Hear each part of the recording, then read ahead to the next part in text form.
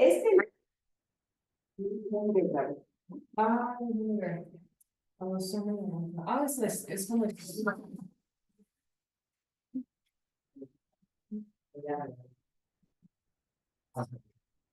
un tío para mí muy raro, porque yo ajá, sobre quién Diego, ajá, bien.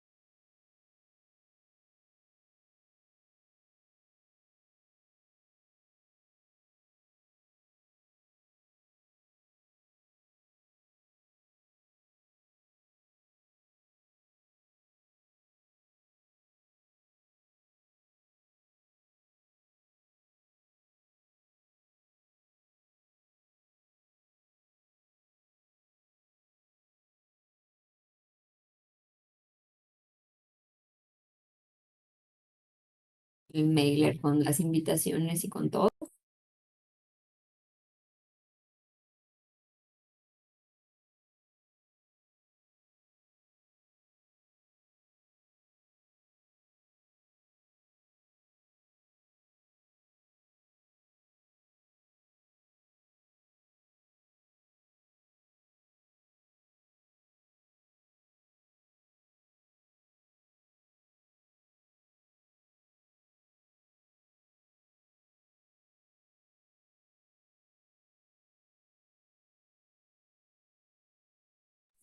Dejé conectado el no, Pues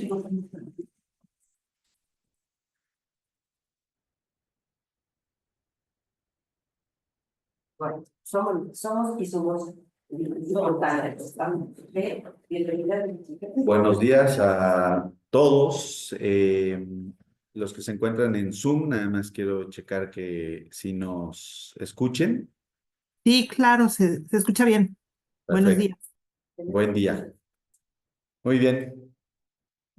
Pues bienvenidos a todos en esta mañana del 26 de marzo 2025. Estamos por comenzar nuestra sesión 5 del Grupo Estable de Investigación en Formación Integral Anáhuac. Simplemente recordar un poco, se nos colapsó ahí la presentación, está. El objetivo general de este grupo. El objetivo es conformar un modelo, ¿no? O más bien seguir fortaleciendo el modelo de formación integral basado en el humanismo cristiano, el cual, pues como sabemos, sitúa a la persona como criatura de Dios, con dignidad y unidad entre cuerpo y espíritu. La persona está llamada al amor, a la trascendencia, y promueve la investigación, ¿sí? Este grupo busca ese objetivo, promover la investigación, para alcanzar la excelencia a través de la exigencia. Desarrollar la técnica con una visión ética, impulsar una ciencia orientada a la sabiduría y enaltecer la belleza mediante el arte y la cultura. Dentro de los objetivos específicos de este grupo, pues es profundizar y fortalecer el modelo de formación integral. En esta ocasión, precisamente el tema que vamos a abordar, sin duda es fortalecer esta parte del modelo, ¿no? Que es la parte de la cultura. Uno de los objetivos institucionales es fortalecer, ¿no? La visión cultural, el desarrollo cultural. Este grupo también irá en el camino desarrollando, validando indicadores que nos ayuden a medir esta formación integral, a mejorarla, evaluar el impacto, ¿no? Del modelo en el desarrollo estudiantil, fomentar la investigación interdisciplinaria, que aquí, entre paréntesis, nada más comentarles que de las 4 sesiones que hemos tenido, ha brotado el desarrollo de un artículo científico que pues hoy ya están en camino, encaminadas la producción de sus artículos, y es esto, ¿no? Atender a este objetivo, que es fomentar esta investigación interdisciplinaria y una producción científica, pues en revistas de calidad académica. Y obviamente establecer redes de colaboración, de difusión del conocimiento. Estas redes de colaboración inician, digo, principalmente dentro de la DAFI, dentro de la misma Universidad de Anáhuac, México. Hoy por hoy en la red Anáhuac, donde tenemos ya participación de varias personas de la red, a las cuales también pues les invitamos, ¿no? Si en algún momento quisieran participar en alguna de las sesiones, organizar alguna de las sesiones en sus campus, digamos, es la intención de este grupo, de este seminario permanente. Y bueno, pues sin más, el objetivo de esta reunión, de esta sesión, vamos a tener esta mesa donde vamos a hablar de la cultura y la comunidad, y concretamente el tema de la protesta social y la cultura solidaria. El objetivo es analizar cómo esta protesta social, desde la perspectiva del humanismo cristiano, pues explora la relación de la dignidad humana, el bien común, la cultura solidaria. Y que es a través de este diálogo interdisciplinario donde se busca comprender cómo esta protesta puede ser un mecanismo legítimo de transformación social que, lejos de fomentar la división, fortalezca la comunidad, promueve una ciencia orientada a la sabiduría y a la justicia. En esta ocasión nos van a acompañar la doctora María Teresa García Quintanal, la doctora Ofelia Rodríguez, el doctor Mariano Chávez, que igual en un momento nos acompaña un rato vía Zoom, pero el doctor se disculpa, tiene un problema de salud en este momento y simplemente no puede hablar. Entonces, hemos ajustado un poquito la sesión para que nuestras 2 ponentes nos ayuden, y la doctora Lisette Latisnier nos ayudará moderando la mesa. Bienvenida, doctora, también. Y bueno, pues sin más, vamos a dar inicio a nuestra presentación. Doy la palabra a la doctora Lisette para presentar a las ponentes y pues dar inicio a esta sesión del seminario. Muchísimas gracias, doctor Mares. Como bien dice el doctor, pues bueno, vamos a presentar a la primera ponente. Ella es la doctora María Teresa García, quien es doctora en bioética de la Anáhuac, una maestría en bioética y una maestría en ciencias de la familia. Ambas con mención honorífica. Su sólida formación académica en estas áreas se entrelaza precisamente con los principios del religiosismo cristiano, promoviendo una ética que coloca a la persona en el centro del desarrollo académico y profesional. Como profesora en el Instituto Superior de Estudios para la Familia y en la Universidad Nacional de México, ha formado a generaciones de estudiantes en bioética y ciencias de la familia, integrando los valores de respeto por la dignidad humana y la justicia social. Con más de 30 años de experiencia profesional, la doctora María Teresa ha trabajado en la docencia y asesoría, fomentando la integración de valores éticos con competencias técnicas, siempre buscando una formación integral que abarque todas las dimensiones de la persona. Su labor como capacitadora en el método Billings y su participación en iniciativas legislativas reflejan su compromiso con la promoción de la salud integral y el bienestar familiar. Sus áreas de investigación centradas en la fertilidad y la bioética han contribuido a un enfoque interdisciplinario en la enseñanza, impulsando sus estudios en un análisis crítico y una formación integral que responde a los retos éticos contemporáneos desde una perspectiva humana y cristiana. Muchas gracias, doctora María Teresa. Cuando usted quiera. Gracias. Sí, como guste, doctora. Si quieres en el podio o te quieres sentar. Empezamos el video.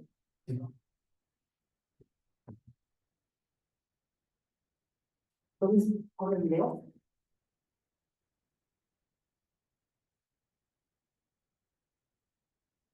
Tus ganas de mezclar, tomando el control.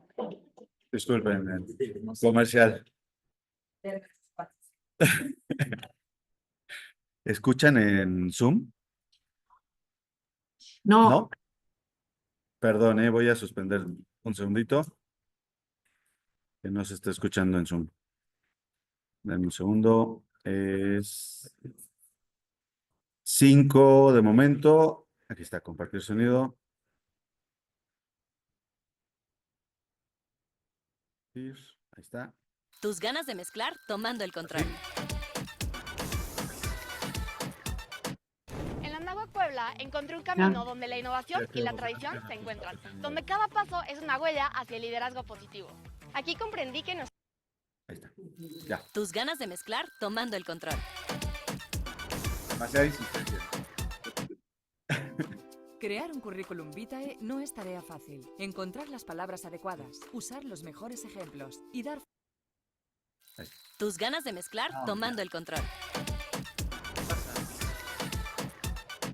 Hoy en Illustrator vamos a hacer un texto retro para que lo agregues a tus ilustraciones. Exacto. ¿Estás listo?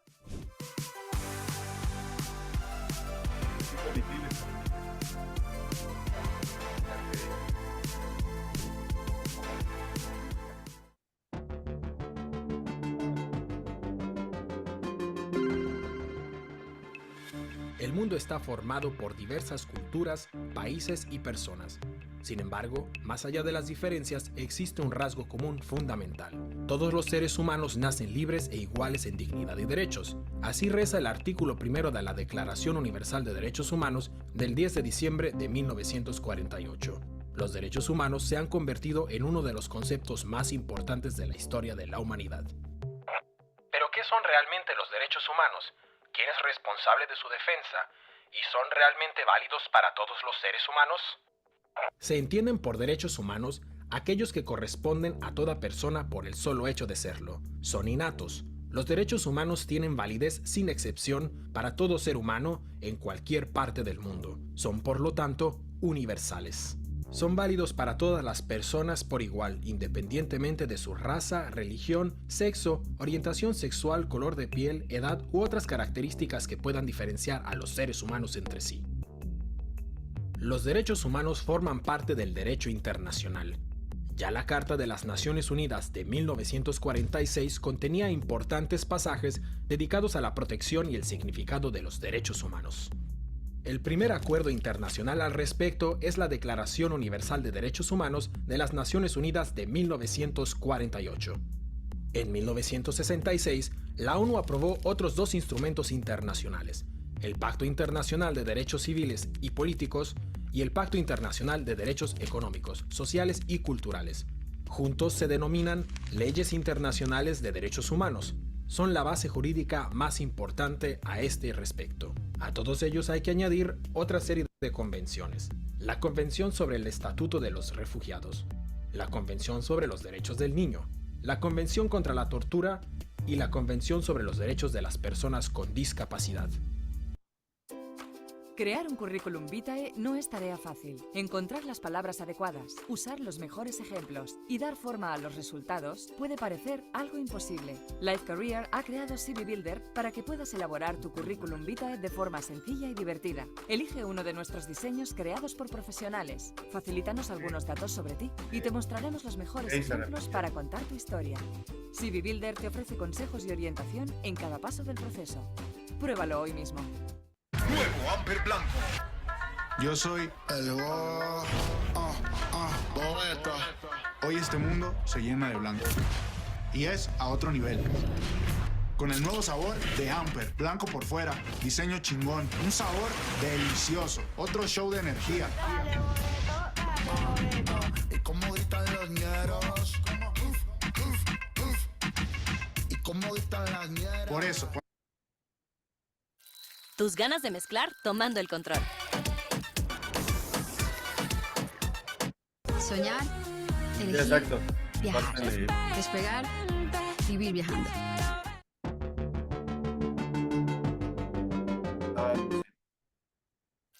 Tus ganas de No, está ahí. Tus ganas de mezclar tomando el control. No, olvídenlo, perdón. Sí, qué pena, perdón. Ok, adelante, Maite. Pido una disculpa porque además no tengo 3 minutos de video, pero porque además esta fase no es ninguna novedad.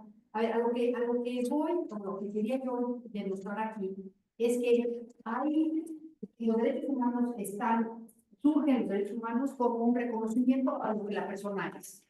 Y cuáles son los derechos, lo que ella inherentemente, por ser persona, espera de los demás. Entre ellos hay 3 generaciones de derechos humanos, pero surgen en 1948, o sea, de alguna manera son muy jóvenes. Nada más piensen que la Comisión Nacional de Derechos Humanos se instala en el 1982 en México, y de hecho está a punto de desaparecer.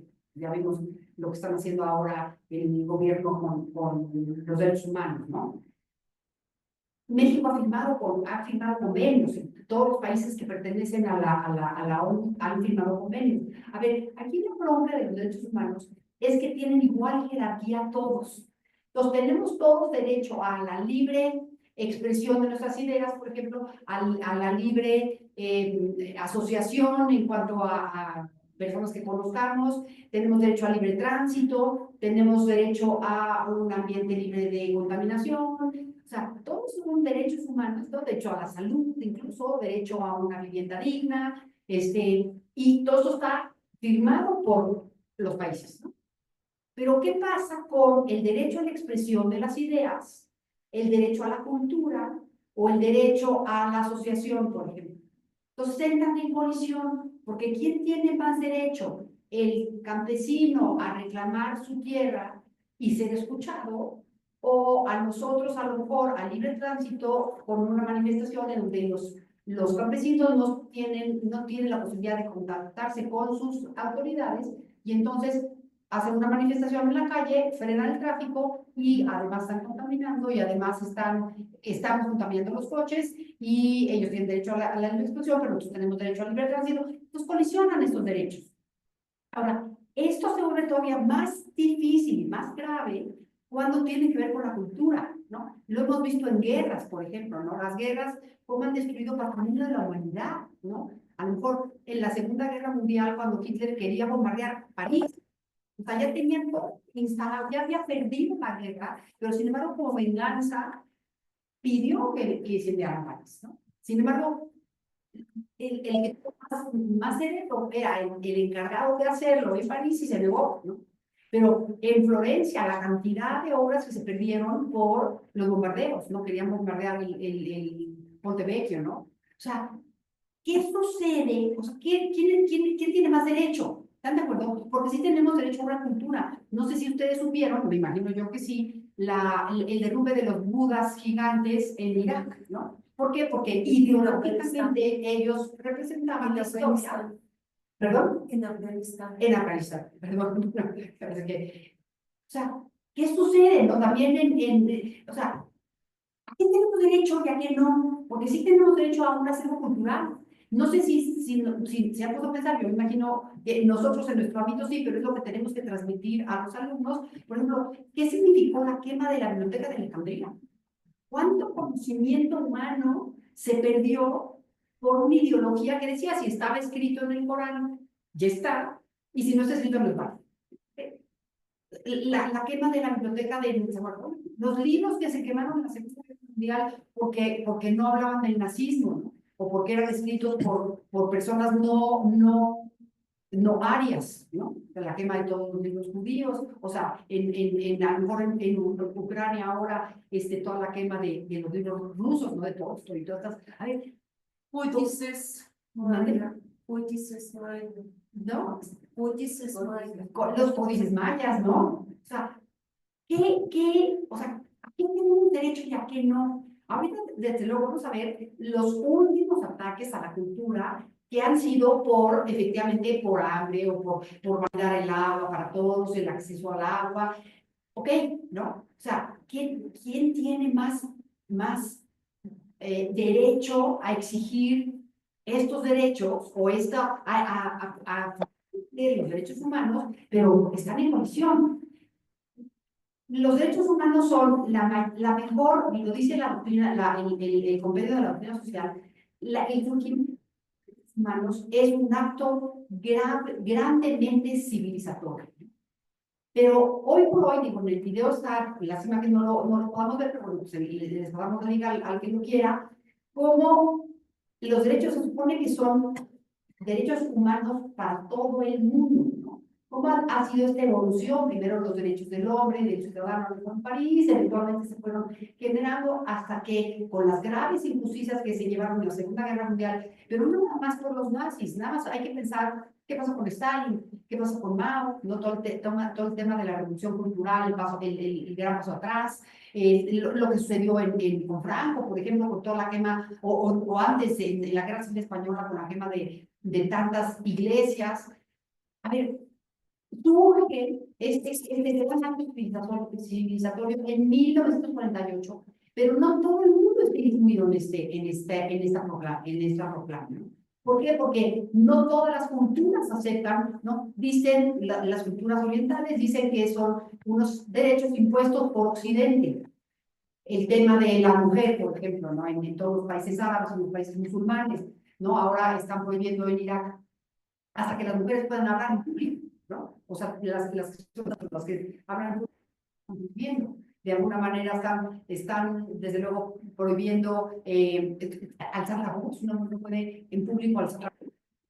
Y es por ley, ¿no? La mujer que no se burka o sea, la están asesinando en la calle, ¿no? A ver, entonces, ¿qué son los derechos humanos? ¿Ya es letra muerta o tenemos que regularlos? Entonces, vamos a ver cómo este derecho a la cultura ya se está tratando de regular en leyes, obviamente de menor jerarquía, en cuanto a que es más importante preservar la cultura que la expresión ideológica, si esto implica el lastimar una obra, ¿no? Entonces, vamos ahorita a ver con Oli. ¿Qué pasa con estos grupos feministas que además destruyen? A ver, ¿tienen derecho a la expresión de sus ideas? Sí. Tendrían que tener la posibilidad de expresarlas en los foros adecuados, cosa que no están teniendo, porque por eso los sacan a la calle. Pero, ¿cómo nosotros, que somos formadores de estudiantes, que estamos formando líderes de acción positiva, cómo este liderazgo nos tiene que llevar a sí manifestar nuestras ideas y defenderlas, pero de una manera que trascienda, de una manera eficiente y no de una manera rijosa? Porque ya sabemos que a través de la violencia no se resuelven los conflictos, ¿no? Tenemos que ser capaces de resolver los conflictos que siempre van a existir. O sea, parte de la naturaleza humana es que vivimos en continuo conflicto, pero resolverlos de una manera no violenta, a través de diálogo, a través de acciones no violentas, ¿no? Incluso nuestras lecturas de la paz con una imaginación ética. Vamos a imaginar escenarios en donde se pueda entablar un diálogo sin agredir. Entonces, ¿cómo le vamos a hacer en un mundo tan convulsionado y con tantas ideas que se oponen, ¿no? ¿Cómo lograr hablar de temas políticamente no adecuados o políticamente peligrosos para, vamos a decir, para los gobernantes, ¿no? Para el Estado, pero que son requerimientos civiles que son importantes manifestar? ¿Cómo le vamos a hacer para que esto se enlace, ¿no? Porque en sí mismos los derechos humanos tienen igual jerarquía. De alguna manera todos tienen el mismo peso, ¿no? Incluso en la Constitución mexicana, ya creo que fue en el 2000, no sé si en el 2011 o un poco, o es que esa fecha no la tengo, en donde para nosotros la Constitución es el documento más importante y es referencia. Pero los derechos humanos se sujetaban, el respeto a los derechos humanos eran o sea, se sujetaban a la Constitución. Pero un decreto en donde todo lo que tenga que ver con derechos humanos está al mismo nivel jerárquico que la Constitución. Pero ¿esto qué implica si México firma los acuerdos? Entonces, lo que tenemos que ver que estos acuerdos o este nivel constitucional de los acuerdos que definen en relación con derechos humanos también estén reglamentados para ver cómo se exigen, cómo se pueden hacer letra y no nada más que sea letra muerta. Entonces, es un poco lo que vamos a ver con Olivia, si quieres te dejo la palabra para ver, porque tienes la presentación. O sea, cómo hacer que estos derechos humanos que tienen igual jerarquía sí se sobrepongan y no colisionen uno con otro, ¿no? Pues les agradezco mucho, nos abrimos a preguntas al final, aquí estaremos, pero te dejo la pregunta. Vamos a... ¿Nos ayudas con la presentación? Perdón.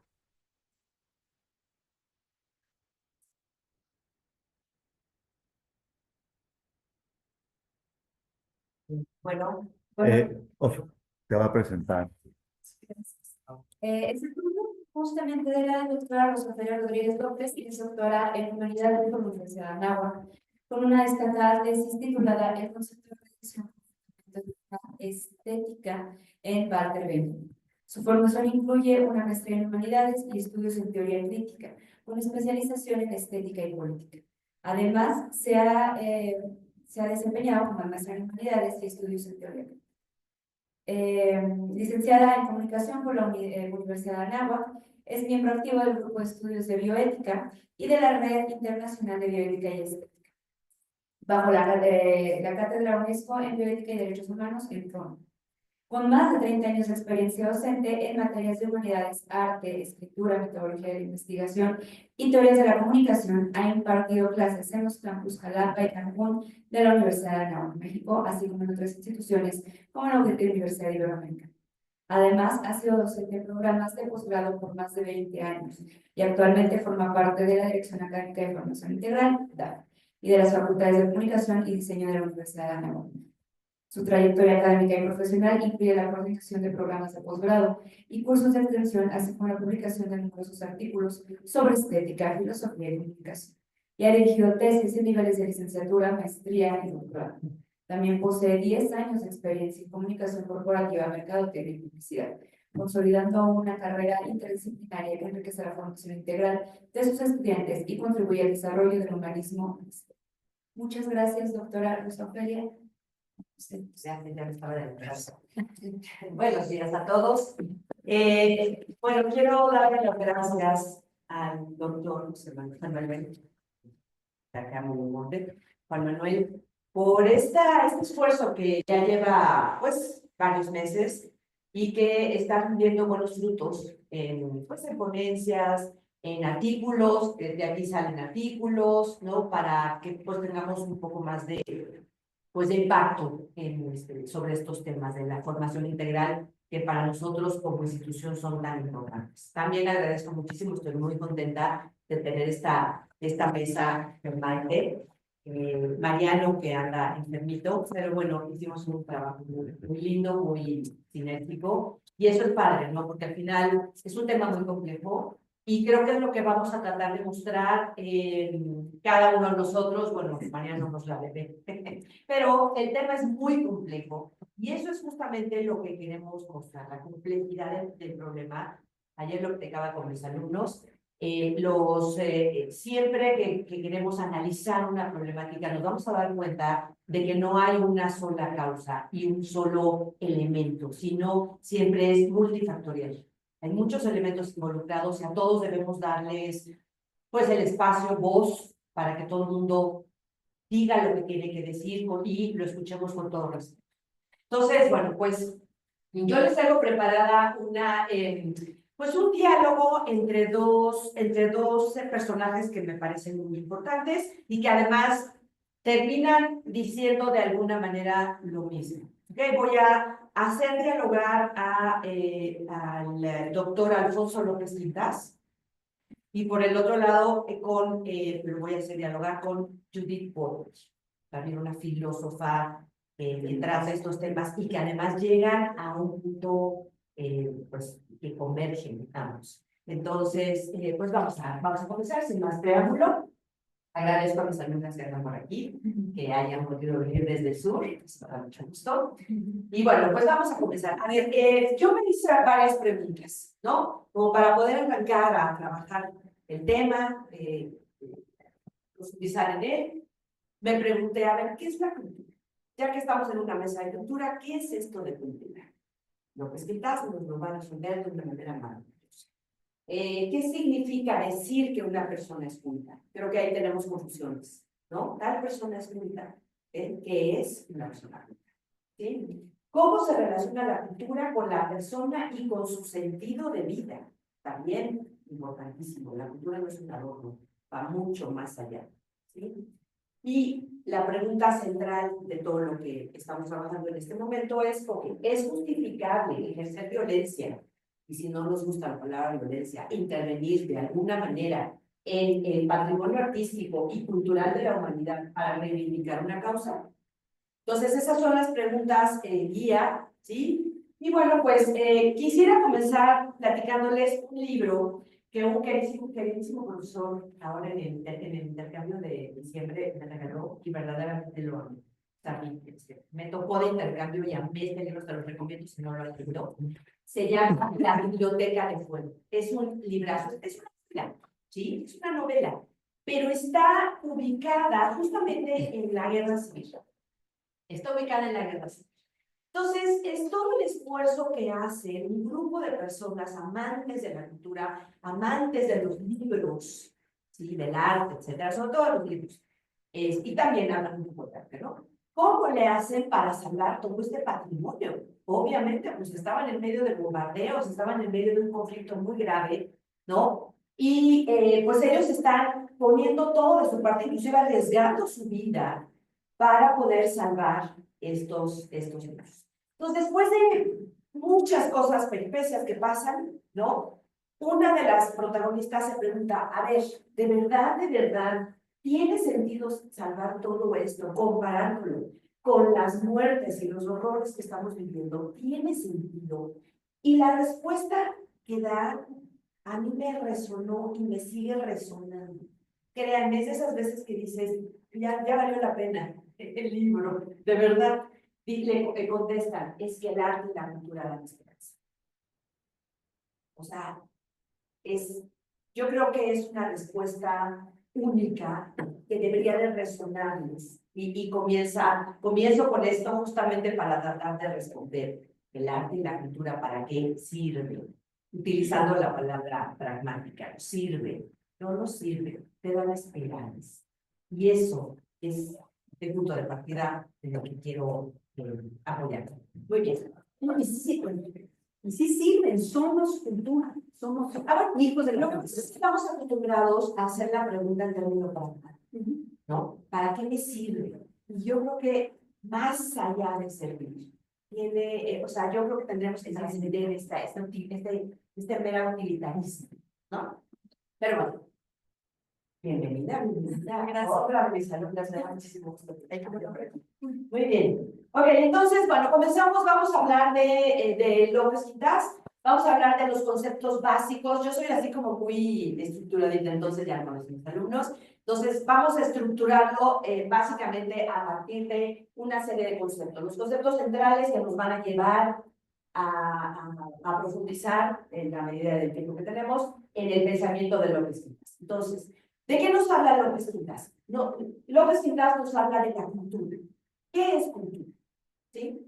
Y nos habla de un concepto que es muy propio de López Quintas, que es el ámbito. Y eso es bien importante entenderlo para poder saber de qué manera hay una relación real en esa cultura, ámbito. Y entonces, a partir del ámbito se da el encuentro. ¿Sí? Si no hay ámbitos, no hay encuentros.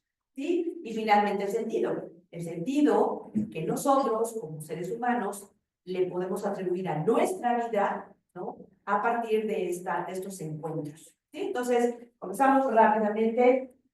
¿Qué implica la cultura? La cultura, en primer lugar, implica unidad. ¿Sí? Es todo lo que hace el hombre para fundar vínculos fecundantes de colaboración. Linda la definición, muy abarcadora, abierta, ¿sí? Entonces, dice que es la fundación de unidad. Y finalmente, ¿qué es el hombre? Que busca unidad. Entonces, ahí tenemos perfectamente ya el lado para poder hacer estas relaciones que quiere hacer el hombre. Hablando de cultura. Por un lado, la cultura, para mí es muy importante, es el cultivo de la vida espiritual. ¿Sí? Tener cultura nos tiene que llevar a cultivar nuestra vida espiritual. Esa es la primera cosa. A continuación, dice, ok, muy bien, ¿y qué implica este cultivo de la vida espiritual? Implica tener una relación con el otro y con lo otro. ¿Sí? Es decir, con el otro, con todos los otros, ¿no? De mí, contigo, de mí, con ustedes. ¿Okay? Ese es el cultivo de la vida espiritual, pero por el otro lado también tener una relación con el entorno, entrar en relación con el entorno. ¿Sí? Y bueno, por otro lado, dice, a ver, ser culto no es que sepas muchas cosas, muchas fechas, y tengas mucha cultura enciclopédica. No. Ser culto es mucho más que eso. Ser culto es una persona que involucra todo lo que haces, todos los valores que tienes, la manera en que te relacionas con el otro y con lo otro. Entonces, a veces pensamos, no, esa persona es muy culta, sabe mucho. Bueno, pues aquí lo que nos está diciendo López Quintas es que eso no es ser culto. Eso es nada más tener mente enciclopédica, nada más. Cultura es mucho más. Cultura es el cultivo del espíritu. ¿Ok? Bueno, ámbitos de realidad. Este es un punto muy importante. En el tema de los ámbitos de realidad, lo que nos dice es que hay dos tipos nos divide la realidad en dos: objetos y ámbitos. Si yo veo al otro como persona y al otro como un objeto, los voy a manipular, los voy a mover a mi conveniencia y los voy a utilizar para mis fines. ¿Okay? Pero si yo entro en contacto con el otro y con lo otro como un ámbito, entonces estamos hablando de otra cosa. Un ámbito te permite una gran creatividad. Ahí sí hay posibilidad de vínculos. ¿Sí? Entonces, este es un concepto, como les digo, muy López Quintasiano, el tema del ámbito. Entrar en contacto con ámbitos y no con objetos. ¿Okay? Cuando entendemos esto, estamos con un paso ya adelante. ¿Sí? Y él dice que en muchas ocasiones justamente a los objetos nos los apropiamos.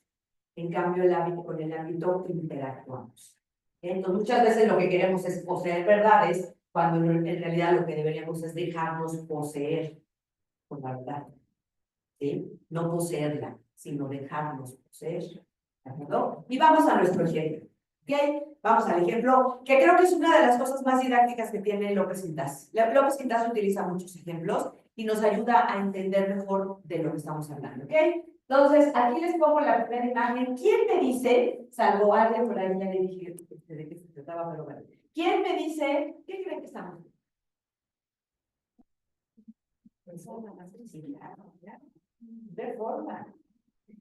Pero antes de que hubiera la reforma de qué año es 10, antes 20.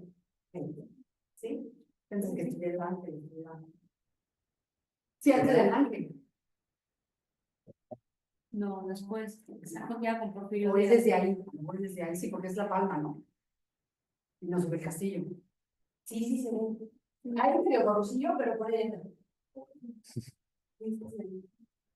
Entonces, en síntesis, que Sí, es una época, o sea, representa una época, un modo de ser, un modo de, ¿no? El tráfico, los coches, a todo lo que involucraba el tiempo. ¿no? Y además, Reforma, vean lo ancha que era la parte de los árboles.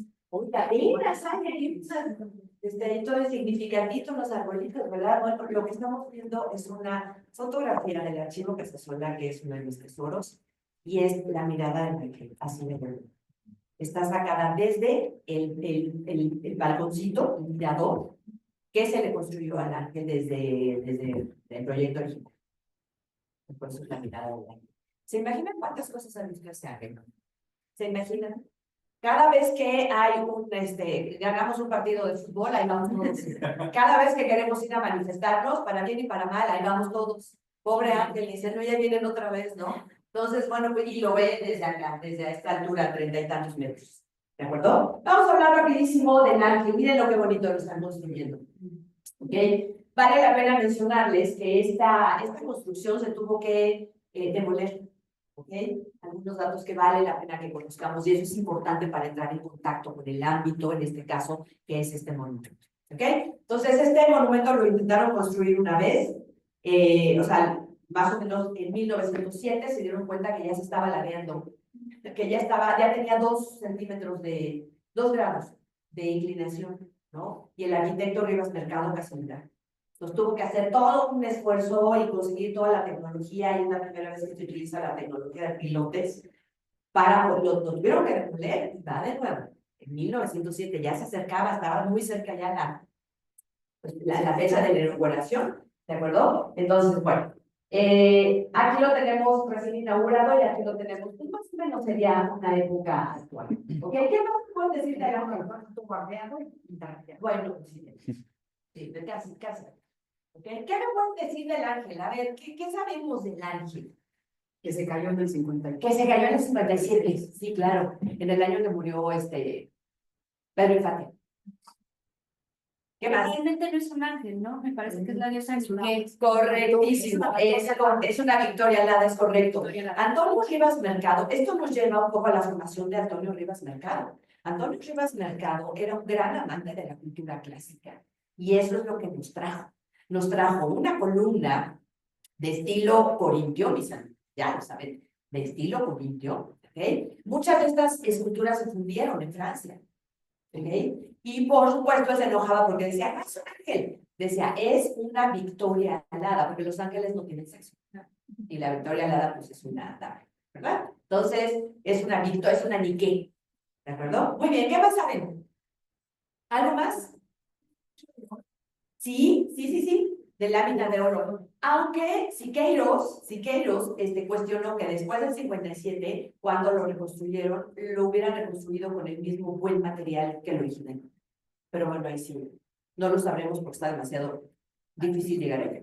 Pero bueno, sí está recubierto con lámina de oro de 23 quilates, supuestamente. Sí, tiene un pebetero que es a la libertad individual, sí, a lo mundo de los pueblos. Sí. ¿Algo más? me parece que también es como una lápida, no recuerdo. Claro, de los héroes. aquí tenemos enterrados a los grandes héroes, excepto Morelos. Morelos, ¿quién sabe dónde? No lo tengo identificado, pero aquí está Hidalgo, Aldama, todos ellos. Leonora Vicario, también. Entonces, o sea, es también una cripta de hombres ilustres. ¿De acuerdo? Entonces, bueno, pues en términos generales, otra cosa que es interesantísima, este ángel, esta victoria alada realmente vuela, ¿sabían eso? Sí, vuela como no. En 56, fue. No, sí, bueno, sí también, bueno, ahí no, pero en picada, ¿verdad? No, sí vuela, les voy a explicar por qué, que es impresionante, ¿ok? Lo que hizo Rivas Mercado para poder sostener ahora sí definitivamente la columna fue pilotearla. Está tan bien piloteada, los pilotos de tantos meses. La locura. Entonces, eso hizo que el ángel estuviera muy bien parado y la ciudad se sigue hundiendo. Claro, la ciudad se sigue hundiendo. Y ahí... Voy. Sí, claro. ¿Lo ves perfecto? Por eso puse esas dos imágenes. Esas dos imágenes. Y otra cosita también que voy hablando rápido, está inspirada en columnas tan importantes como la columna de Trajano, por ejemplo, y demás. ¿De acuerdo? Vean la cantidad de escalones, aquí se ve, y vean todos los escalones, aquí se ven, son como 14, 15 por ahí. Escalones que no tienen mucho que le pusieron. Entonces, esto hace el crecimiento de la ciudad en un siglo. ¿De acuerdo? Sí, se puede medir ahí. Sí, claro, ahí puedes ver lo que se ha hundido la ciudad. Entonces, por eso digo que esta ligue sí vuela. ¿De acuerdo? No se me deja. ¿Quieres que voy a quitarlo? Sí. No.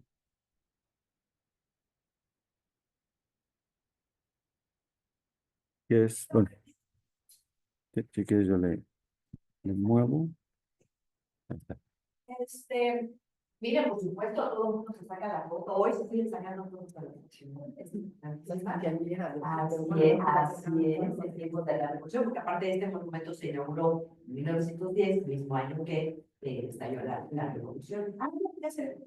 Miren, aquí pobrecito que se cayó, 1957, es un año interesante, es el año del nacimiento del primer satélite.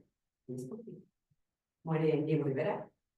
Digo, no sé por qué hay mi tesis de entonces, bueno, en ese año muere, está interesante, ¿no? Y bueno, un terremoto terrible que lo tira, ¿de acuerdo? Ahora, hablando de ámbitos, ¿ok? Hay un maravilloso libro que si ustedes no lo conocen, de verdad se los recomiendo, ¿ok?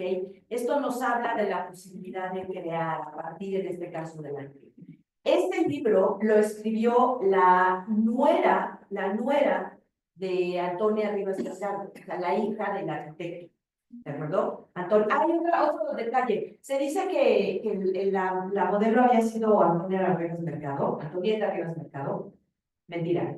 Eso es absoluta mentira porque ella tenía 10 años. Ella nació en 1900. Pero bueno, leyendas urbanas, ¿no? Fíjense todo lo que se puede decir de una obra tan maravillosa. Ahora, si tú lees este libro, lo primero que vas a hacer es no solo enamorarte del monumento, enamorarte de la ciudad, de una ciudad perdida ya, una ciudad que ya muchas cosas ya no existen. Entonces, cuando tú lees este libro y cuando tú te acercas a un monumento así, no lo puedes ver como un objeto, lo ves como una. Y esta persona, la nuera, entendió la posibilidad de hacer una creación a partir de ese ámbito. A eso se refiere López Quitás, diciendo que si nos abrimos a la posibilidad de un ámbito, ese ámbito nos va a llevar a una creación significativa y no verlo como un, ¿verdad? Verlo como un objeto de lo que ya hablaremos un poquito más. ¿Vale? Bueno, entonces, ¿qué es el encuentro? Pues el encuentro es justo lo que les acabo de mostrar. Yo me encuentro con este ámbito, hay una relación de creatividad, ¿ok? Y es posible darle, ese encuentro es el que le da sentido a mi vida. Ustedes no creen, por 3 segundos, imagínense la felicidad de esta mujer de haber recopilado todo este material, ¿ok? Y darlo a conocer. Créanme que yo me la imagino, la emoción, ¿no? Porque además estaba relacionado con su familia. Era su suegra de la que estaba hablando, del papá de la suegra, ¿no? Entonces, hay un encuentro, se ve claramente, y por eso, ser culto, como decíamos hace un segundo, ser culto no es recopilar información, ser culto es entrar en relación con cuatro rollos, ¿de acuerdo? Cuidado, no solamente con ámbitos inanimados, si quieren verlos así, sino con las personas. ¿No? Bien, y por lo tanto, ahí es donde entramos en el tema del sentido. El sentido de nuestra vida está basado en encuentros, ¿sí? En la medida en que logramos tener esos encuentros, entonces tenemos un sentido. Por lo tanto, el sentido es relacional. Hay relaciones conmigo, con el otro y con lo otro. ¿De acuerdo? Y en ese sentido, en ese caso, podemos encontrar un sentido que construimos. El sentido, no, y lo dice muy bien dicho, López Quintás, el sentido no es algo que nos venga dado, el sentido es algo que construimos, ¿okay? Que lo vamos construyendo, que es dinámico, ¿sí? Y entonces, por lo tanto, ese sentido nos tiene que llevar precisamente a lograr una unidad, una solidaridad y una creatividad. ¿Y por qué es importante también los demás valores? Porque yo tengo que ser solidario también con todas esas personas que se manifiestan y que están buscando, tal vez de la manera errónea, no es la mejor manera, pero están buscando un foro y no lo. Entonces, sí tenemos que ser respetuosos con todas esas personas que no tienen un lugar que los escuche y que escuche sus demandas y que las demandas siguen pasando y siguen acumulándose y nadie, menos en estos momentos, hace nada. Entonces, creo que esa es la parte importante, no es solamente sino también la escucha solidaria, eso es parte de la cultura, la escucha solidaria de todas aquellas demandas que no han sido resueltas. Que en este caso, pues, ¿qué es lo que piden las feministas, no? Por favor, que se castigue, ¿no? Correctamente a las personas que cometen feminicidios. ¿No? Muy bien. Nos llegamos aquí, y pasamos a Judith Butler. Judith Butler casualmente dice casi lo mismo, bueno, a su manera y con otro enfoque, pero dice lo mismo, el hombre es relación. Y si no entendemos esa relación de esa interdependencia, entonces vamos a entrar en una espiral de violencia que no vamos a poder detener. ¿Okay? Entonces, los conceptos en los que me voy a centrar, en lo que ella argumenta, son violencia, no violencia, individualismo, interdependencia e igualdad. ¿Sí? De manera un poquito más rápida que lo anterior, para hacerlo más ágil. ¿Qué es esto de la violencia? A ver, una de las cosas que Judith Butler cuestiona es, a ver, el problema de la violencia es que además genera más violencia y entramos en una espiral. O sea, tú me haces, yo te hago, tú me vuelves a... Entramos en una espiral incomparable, ¿sí? Eso es lo primero que tenemos que tener en cuenta. Yo hace unos... venía viendo un video, que aquí lo traigo, pero ya no lo voy a poner, en donde se hablaba precisamente del vandalismo de la obra de arte. Y la persona que entrevistaban, que era una directora de una galería, decía que debía de haber castigos mayores para quienes hicieran eso, castigos reales. Sigamos en la espiral de violencia, ¿no? Y entonces esto nunca va a pasar. Entonces, por eso dice, a ver, punto número 1, la violencia lo único que genera es más violencia. Okay, primer elemento. Segundo elemento en relación con la violencia es, además, ¿quién me asegura? Yo estoy utilizando la violencia como herramienta, pero ¿quién me asegura que esa herramienta no termine por dominarme y se me salga de las manos? ¿Quién me lo asegura? Según yo, es una herramienta, pero se me puede salir de las manos y entonces no la voy a poder parar. ¿Okay? Es un arma de doble filo. Ahora, en el tema de la no violencia, ¿cuál es la base de la no violencia? ¿En qué se fundamenta para hablar de no violencia? En una crítica al individualismo. Es bien interesante cómo fundamenta esta no violencia en una crítica al individualismo. ¿Por qué? Porque ella dice, y de manera, opino, muy acertada, que todos estamos implicados con todos. Es decir, mi vida está implicada en tu vida y además estamos implicados en la realidad. Entonces, hay una interdependencia. No podemos pensar en mí, solo en mí y en nadie más que en mí. Y eso pasa cuando viene, por ejemplo, el individualismo. Cuando viene la defensa de una causa. Yo voy al ángel y yo, con todo respeto para las feministas, pero yo voy al ángel y defiendo a las personas que son como yo y las que no son como yo. Bueno, esas, que las defiendo. No. O sea, estoy siendo individualista y estoy defendiendo solo a los que son como yo, dejando a un lado a aquellos que no tienen nada que ver conmigo. Cuando debería de haber, y al final lo digo, me adelanto, debería de haber obligaciones globales. Es decir, no solamente defender a lo que me concierne directamente, sino a aquellos inclusive que están lejos de mí, de quienes también dependen, ¿sí? Entonces, bueno, por lo tanto, ella aboga por una interdependencia. Recordamos que somos interdependientes y en esa medida se puede establecer una igualdad. Que si queremos hablar de igualdad, tiene que ser en función de una interdependencia. ¿Ok? Y bueno, por el otro lado, ella dice, a ver, ojo, nadie está diciendo que la no violencia sea pasividad, no nada, y aquí me quedo sentadito. No, la no violencia sí es una expresión enérgica, claro que sí, pero evitando, pues, todo lo que hemos estado hablando, ¿no? Una violencia que se pueda generar en una espiral mayor, ¿de acuerdo? Y bueno, me permito leer esto rápidamente. La violencia contra el otro es violencia contra uno mismo. Algo que se ve claramente cuando comprendemos que la violencia ataca la interdependencia, que es o debería ser nuestro mundo social. Por eso, Judith Butler aboga por la no violencia, porque lo que estamos atacando con la violencia es la interdependencia. ¿Sí? Y en síntesis, ¿dónde estamos? A ver, ¿qué es cultura entonces? Ya nos dimos cuenta que es la unidad.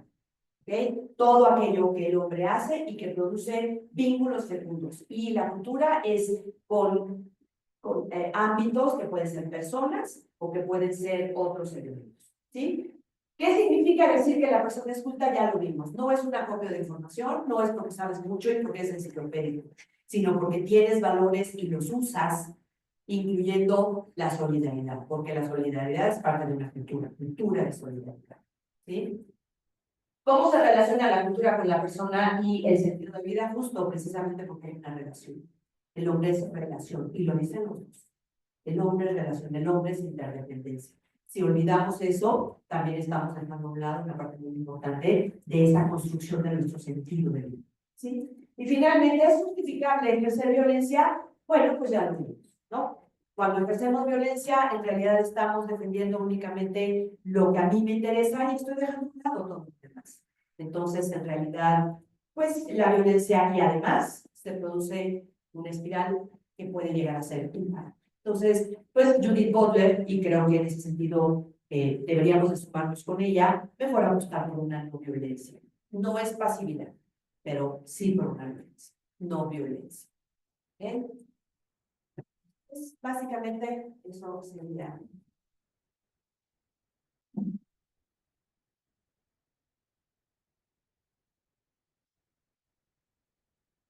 Gracias, doctora. Muchas gracias, doctora. La verdad, muy ilustrativo, ¿no? Incluso para las clases de humanismo, ¿no? Creo que yo soy maestra de humanismo. Sí, claro. Sí, la he visto en las academias. Entonces, bueno, me parece que el doctor Mariano no va a participar. Sí, no. ¿Lo presento nada más? No, si quieres pasamos ya a la... Entonces, bueno, vamos a pasar a la ronda de preguntas. No sé si alguien quiera comenzar preguntando algo a alguna de las dos ponentes. A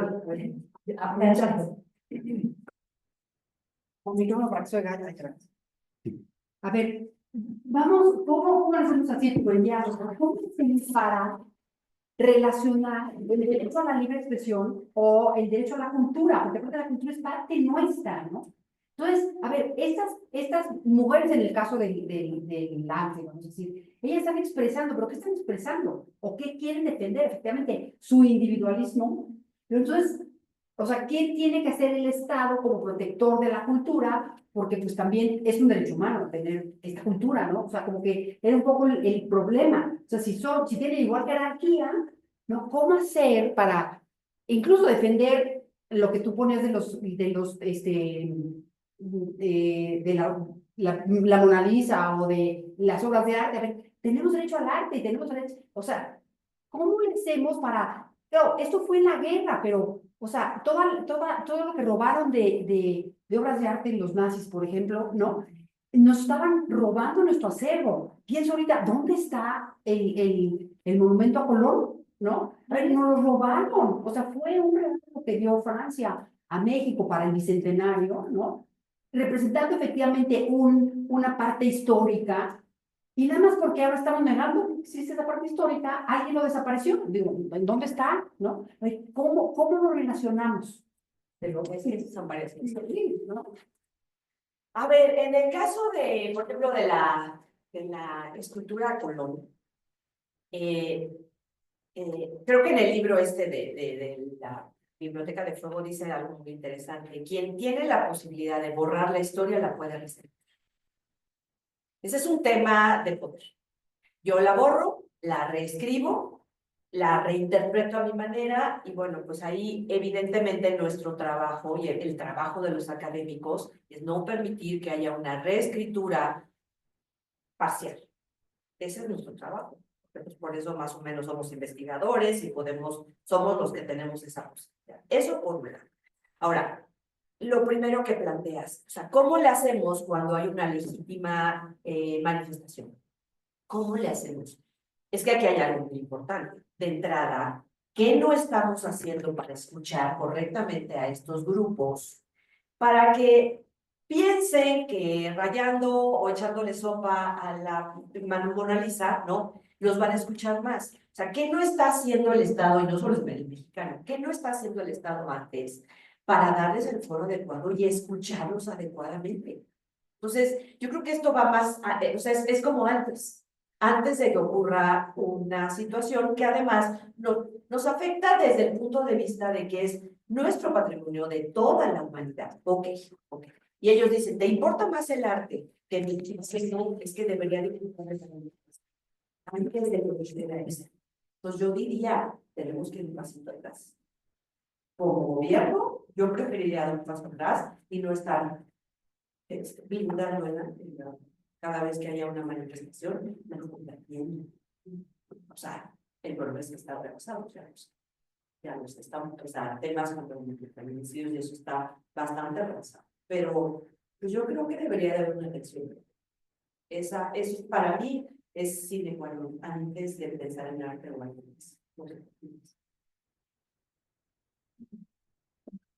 ¿No? Yo lo que diría es la reglamentación, no tener una reglamentación adecuada para que la manifestación se pueda acotar, ¿no? Pero bueno, y que si haya consecuencias, algo volvemos al tema de violencia, pero una reglamentación para las marchas, una reglamentación para las exigencias de los que sean oídos, ¿no? Ay, de una vez que tengo el micrófono, puedo hacer una pregunta. Muchas gracias. Perdón, a ambas ponentes, espero que se entienda mi pregunta. Entiendo esta cuestión que es muy, pues justamente, ¿cómo decirlo? Pues muy de la contemporaneidad, ¿no? De la libertad de expresión y todo eso. Pero ¿qué pasa, por ejemplo, cuando esa libertad de expresión, diría yo, más allá de libertad es libertinaje? ¿A qué me refiero? Estas personas, y no estoy invalidando nuevamente las quejas de las feministas, incluso, por ejemplo, de los animalistas, de todos estos listas, ¿no? Pero ¿qué pasa cuando esas protestas, cuando esas expresiones, ¿no? Hasta cierto punto están infundamentadas y la gente piensa que puede decir cualquier sarta, una palabra, pero cualquier sarta de barbaridades, de bobadas, ¿no? Solamente porque tienen libertad de expresión. Y los jóvenes creo que lo van a saber más, ¿no?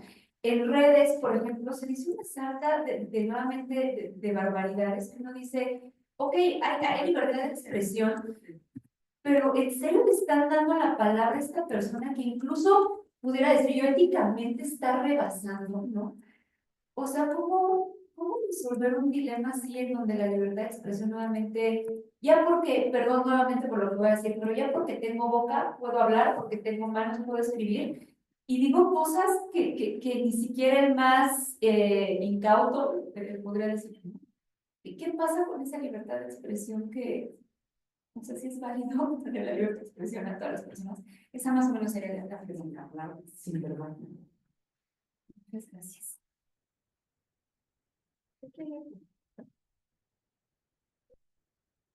Sí. o sea, estás apoyando. O sea, sí, tenemos el derecho a hablar sin verdad.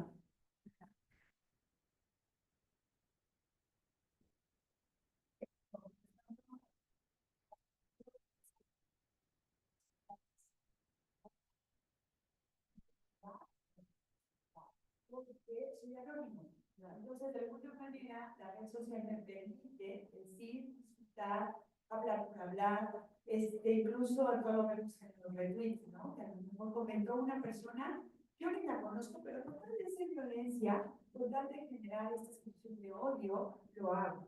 Entonces, ahora vemos que eso es un espacio peor que una manifestación real en las calles, porque aquí no vemos caras, la persona es anónima.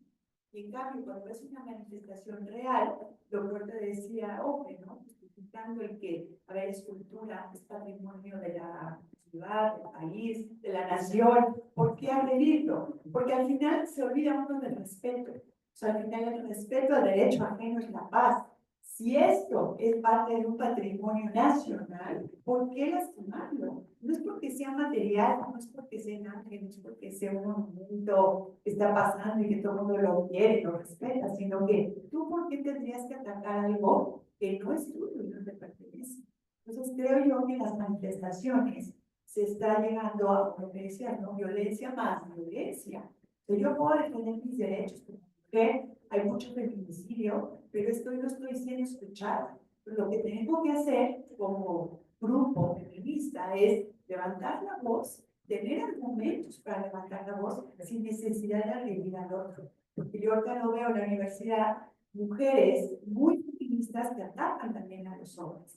Hoy los hombres también tienen una situación de yo cómo me defiendo. Y entonces, si yo me defiendo, soy yo machista. Y entonces, ¿dónde están hoy los hombres?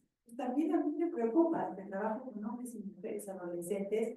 ¿Dónde están los hombres? Las mujeres los estamos fallando. Y eso no se vale, porque al final es un mundo de igualdad y equidad. Pero cuando se trata de defender al otro, como decías ahorita, Pope, ¿dónde queda el otro? Nos olvidamos del otro. Todo es la individualidad, todo es pensar en mí, y si a mí me usa y a mí me conviene, al otro lo elimino. Y esto lo vemos porque yo lo veo también en las relaciones de pareja. Se eliminan, se borran. Una red social me ayuda a borrarlo más fácil. Entonces creo que hoy, donde tenemos que tener filtros, es en la red social.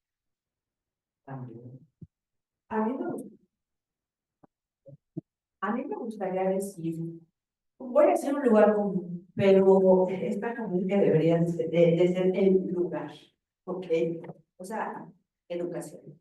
Educación. O sea, si hiciéramos un ejercicio como el sencillo que acabamos de hacer ahorita, para darnos cuenta de lo que implica, por ejemplo, de lo que...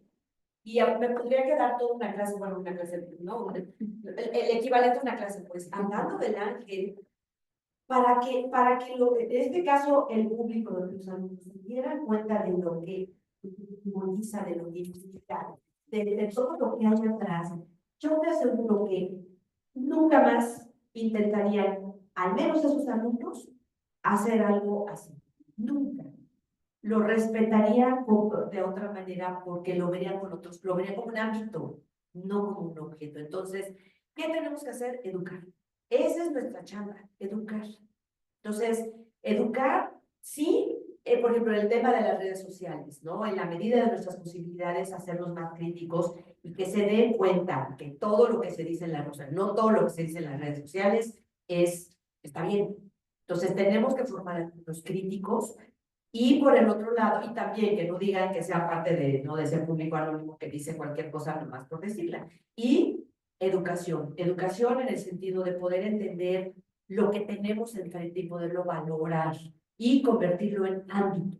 Si lo logramos, nuestros alumnos se van a convertir en replicadores. Porque no solamente van a ser nuestros alumnos van a replicar hacia allá afuera. Y eso es lo que queremos. No, o sea, no que se quede aquí entre nosotros, no, sino que repliquen. ¿De acuerdo? Entonces, bueno, pues vuelvo al tema educación. Para mí. ¿Sí? Gracias. Yo te agradecer primero todo este evento, todas las conferencias. Yo quisiera comentar que para mí sí, desde mi perspectiva, es un tema complejo. Me vienen dos cosas. Por un lado, yo creo que cuando están este tipo de manifestaciones, ahora que tenían, por ejemplo, el caso de feminicidios de las mujeres, pero luego muchos otros tipos de manifestaciones, ¿no? Que vas a un monumento a parar la circulación, a manifestarte. O sea, yo creo que hay dos cosas ahí que son dos realidades que verdaderamente convergen. Por un lado, yo sí creo que hay gente con dolor ahí, con una impotencia que llega a esos niveles porque en los sistemas de justicia lo han ido pateando para adelante, para adelante, para adelante. Y cuando tienes una hija secuestrada, cuando tienes un problema económico muy fuerte, pues verdaderamente dices, ¿a qué acudo para ser escuchado? Simplemente remarco que ahí hay un dolor, siendo la gente, pero luego también está junto ahí intereses personales, intereses sociales, intereses de grupos, intereses políticos, ¿no? Entonces, lamentablemente creo que la realidad es así, o sea, va mezclada la gente que tiene un dolor genuino con otros grupos que tal vez pueden tener un interés diferente para esa marcha, y esa marcha me sirve para derrotar a otro líder sindical, para presionar estas demandas que tengo, pero todo va junto, es decir, ahí está mezclado y es difícil luego distinguir. Y la gente puede pasar de un dolor genuino a un interés social, y así, o sea, va mezclado. Entonces yo simplemente marco eso, pero coincido con la doctora Ofelia, que creo que normalmente luego hemos visto que a ese tipo de conflictos la primera respuesta sería una regulación pues más estricta, más abarcativa, más completa. Pues vamos a regular las marchas, vamos a regular el tema.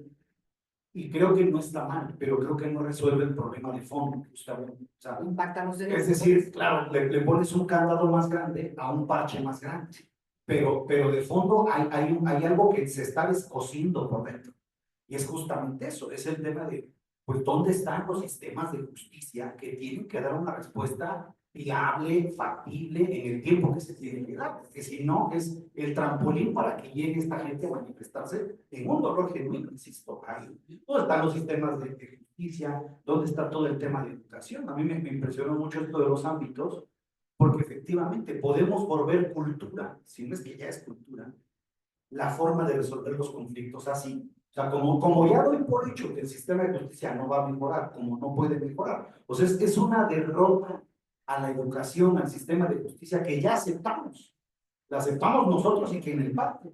Entonces, ¿ahora qué nos queda? Pues vamos entonces a mejorar los procesos de marcha, vamos a ver qué hacemos. Entonces, es un círculo que creo que se vuelve vicioso y que sí habría que resolver las dos cosas. Hay que mejorar el candado, la regulación, pero sin olvidarnos de coser dónde se está desgarrando el tejido social, que es la educación, que es la prevención, que es los sistemas de justicia, que son todos los procesos penales. Gracias.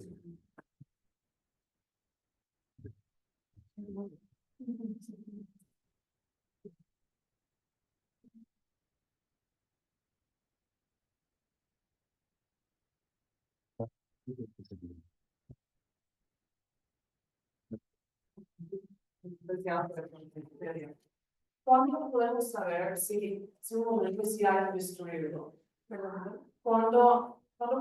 ¿Cómo podemos saber si hay un monumento que significa algo del pasado y si hay que destruirlo, hay que erradicarlo de la sociedad? Por consenso del pueblo, sin consenso. En una sociedad demócrata sí me interesa saber cuál es el rol del consenso del pueblo en cuanto a la destrucción o poner nuevo significado a un monumento que sí significa algo del pasado. Que hoy en día pues no aprobamos moralmente. Un ejemplo es el nazismo, ¿no? Los monumentos del nazismo. Y pregunto porque cuando estuve en Roma, sí me sorprendió, hay monumentos al racismo que existen todavía y están muy bien preservados. Pero es que a la gente italiana no les molesta. Pero para muchos de nosotros que vivimos en otros países, sí es muy raro ver esos signos racistas por la ciudad, edificios con signos de fascismo. Pero me explicaron los italianos, pues no les impacta, no les importa, lo ven como su patrimonio cultural. Sí, ¿en qué momento es patrimonio cultural? Y en qué momento es efectivamente nada más un monumento a una ideología, ¿no? También decían que en Estados Unidos creo que estaban quitando una placa de algún presidente porque, ¿no? En México se prohibió erigir un monumento a Pol Pot, me parece, o a un radical, ¿no? Claro, todavía no existía el monumento, pero, o sea, yo creo que sí, aquí habría que definir qué es patrimonio cultural y qué podría ser, a lo mejor, pues sí, como propaganda a un tipo de ideología, ¿no? Porque sí sería peligroso. Pienso todas las estatuas de Saddam Hussein que derribaron en Irak, ¿no? Y aquí a lo mejor de Shah de Irán también, y, o sea, han ido, entonces, a ver, ¿qué era patrimonio? Es parte de la historia, o sea, a ver, puedo yo entender que Cristóbal Colón, bueno, sí, pero es parte de la historia, o sea, no es algo, no es un monumento al héroe, sino al hecho histórico. A lo mejor la diferencia en esto, no sé. A ver, porque sí, yo también tengo algunos ejemplos. Ahorita se me ocurre, por ejemplo, el caso de la gran escultura a Nerón, ¿no? Y que terminaron destruyéndola, por eso el Coliseo se llama Coloso. Era de un coloso, que le llaman, ¿no? O sea, por la escultura colosal. Pero bueno, o sea, de alguna manera las esculturas toman la función, es muy interesante, porque el otro día estaba leyendo que hay una especie como de, o sea, hay una transformación en el sentido de que hacemos viva la escultura, como si tuviéramos enfrente a la persona. O sea, estamos atacando a la persona. Y eso es parte también de nuestra manera de reaccionar. Es decir, tienes enfrente a la escultura y como si te estuvieras peleando con la persona. Y por eso le hacemos lo que le hacen al Colón, destruyen las esculturas de Lenin, destruyen las esculturas de Stalin, etcétera, etcétera. Como si te estuvieras peleando con la persona. Hay un fenómeno ahí bien interesante que también vale la pena estudiar, porque en realidad nos estamos peleando con la persona. ¿Entendés? ¿No? Y hay estudios sobre el tema, los tengo así como de pasada, pero sí sé que hay estudios sobre el tema, en donde cada vez que se destruyen este tipo de monumentos, te estás peleando con la persona. No, y hablando de Coloso, yo me imagino que interesante ahora poder tener acceso a ese monumento, pues, a ese estatua de Nerón. Sería, Y todo lo que sea, en su momento, España, o antes de la época prehispánica. Exacto. Muy bien, pues muchas gracias. A mí me gustaría igual formular una pregunta, que es esto que sin duda es muy rico, ¿no? Esta discusión, estas presentaciones. ¿Qué aporta a la formación integral? O sea, ¿por qué este tema podría ser sí, pues, tener un aporte a la formación integral, pero me gustaría escucharles también sobre este punto. ya lo dijo Oli, ¿no? O sea, es nuestra función el transmitir la importancia de la cultura para no caer en esos fanatismos destructores, ¿no? Para de alguna manera encontrar caminos para ser escuchados que no sean violentos, ¿no? Pero exigir de las autoridades que reglamenten, por ejemplo, la eficiencia de la plática, ¿no? O sea, ¿por qué estas feministas tienen que ir a destruir un monumento para ser escuchadas en relación a los feminicidios, ¿no? O sea, es válido su reclamo de alguna forma. Entonces, pues, lo que digo, ¿no? O sea, si lo que necesitamos es educación, pues es nuestra principal obligación es transmitir esto para que esta cultura no se pierda. O sea, no sé, ustedes algunas que están hoy aquí, el admirar, el poder admirar el ángel de la independencia, por ejemplo, la Victoria Alada, o sea, wow, o sea, ya ustedes no lo van a ver con los mismos ojos, a lo mejor van a manifestarse efectivamente, por algo muy legítimo. O sea, primero no lastimarían al estatua, además, como si fuera la persona, ¿no? Porque además lo que quieren era demostrar esta violencia y canalizarla en un momento que sabían estas feministas que nos iba a afectar a toda la ciudad, ¿no?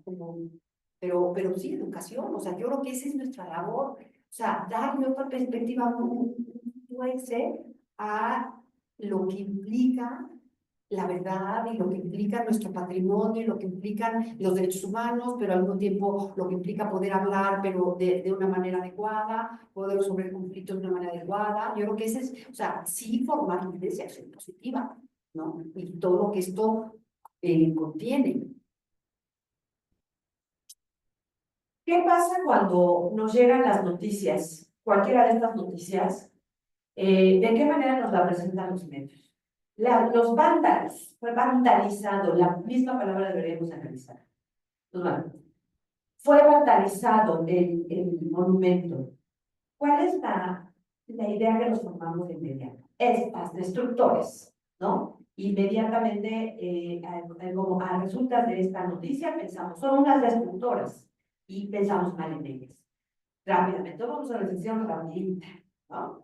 Sin embargo, yo creo que una de las objetivos más importantes de esta mesa que tuvimos es mostrar la complejidad de la realidad. La realidad no es en un solo sentido y, sobre todo, aquí no se trata ni de enjuiciar a nadie, ni de criticar a nadie, sino de mostrar todo el panorama para que nos demos cuenta de lo compleja que es la realidad y nos detengamos un segundo cada vez que vamos a escuchar una noticia de las vándalas que hicieron y pitarrajearon. A ver, cuidado, porque además esas mujeres merecen respeto.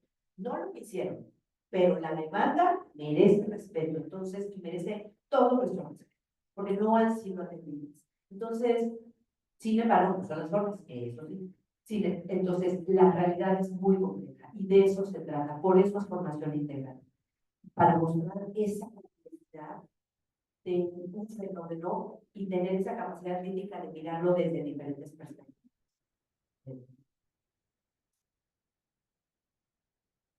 Muy bien, pues muchas gracias, doctora Maite, doctora Ofelia, Lisette, maestra Lisette, por esta mesa, por esta moderación, a todos los presentes, a los presentes en Zoom, que nos acompañaron en esta mañana. Extender la invitación nuevamente tanto a los que hoy presentaron, de continuar con este tema, y creo que una manera muy concreta de continuar y generar un producto de investigación es eso, presentar tal vez un esquema de algún artículo para publicarlo. Creo que eso va a ser un excelente mecanismo, justo dando este enfoque, ¿no? ¿Por qué es importante para la formación integral el abordaje de estas problemáticas con estas perspectivas, ¿no? Y también extender la invitación a los también aquí presentes en Zoom vamos a lanzar la convocatoria para las sesiones que empezarán a partir de agosto. Yo tenemos todavía algunas sesiones para este semestre, pero vamos a empezar a hacer la planeación para el siguiente año. Y pues invitarles a participar, a presentar también las posibles temáticas y pues que sigamos enriqueciendo este diálogo a través de este seminario. Entonces, pues, si no hay algún otro comentario o pregunta, creo que en Zoom tampoco. Muy bien, pues damos pues, por concluida nuestra sesión y muchas gracias a todos. Buena tarde. Gracias.